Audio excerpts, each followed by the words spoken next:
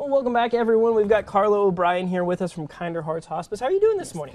Doing well. It's a little cold, but you know. A little bit chilly out there. Maybe it'll warm up. Yeah, well, we're glad you pushed through the cold weather to come visit with us this morning. So before we even jump into everything, first off, just tell us a little bit about who you are at Kinder Hearts Hospice and what you do here in the community. Well, I am the community liaison, so I go out and help facilitate relationships between physicians, case managers, you know, just letting them know the differences in different area hospices and what we can do a little bit different to care for their patients. Well, I think that's a great service for sure. And Thank you. One of the big things that you kind of here to talk about today is it's in your name. Right. Kind.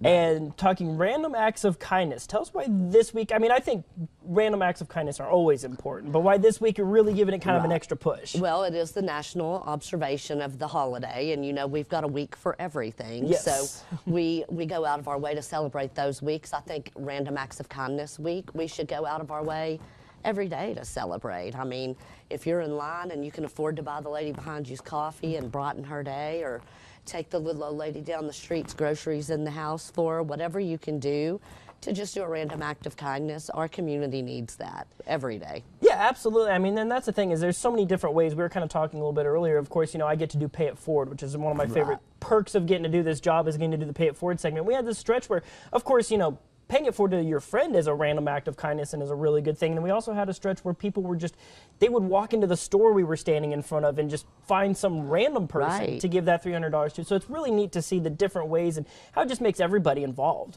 just feel better about things. And like I said, that's the kind of thing our community needs. It is. You know, there's so much negative in the world right now that the more that we can do to get back to who we are. The Panhandle's kind. I've been here my whole life, and we have some of the kindest people in the world, you know, so just get out there this week and share the love with whomever you see fit, but do something kind for somebody. It'll bless you way more than it'll bless them usually. Absolutely, and like I said, there's so many opportunities out there to do that kind of thing. And then also let's kind of talk maybe from the kind of the perspective, like I said, you work in hospice. Right. And maybe there's people who can't necessarily get out, that kind of stuff, but maybe that's who somebody really wants to help. What are some good ways for them to kind of get plugged in with maybe like a hospice that can help out people who can't get out? Right. We have lots of volunteer opportunities all the time. I mean, if you just want to go sit and play dominoes with somebody that's one of our patients, you know, you will be blessed. I mean, we have people that have fought in Vietnam, I mean, the things that we see and that we hear, the stories that we get to be a part of are so rewarding, you know. So, yeah, go to kinderheartshospice.com, look at volunteer opportunities. We would love to have you.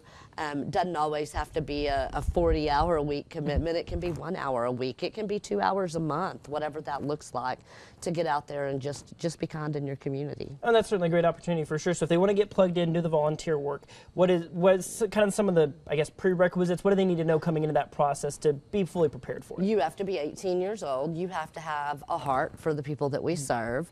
And we do a little orientation program that we kind of take you through so you know what to expect, what not to expect, things of that nature. But yeah, kinderheartshospice.com or give us a call at 372-1506. Okay, well, a great opportunity for sure, something people should definitely jump in on. Just remind us again this week, Random Acts of Kindness Week. Just why that's important for the community. Well, you know, we've been through it. Our community's really been through it in probably the last 5 or 6 years, and it's just something I feel passionately about. You know, if we can get out there and we can bless somebody else, then why wouldn't we? You know, if we have the opportunity to bless somebody, why would we not do that?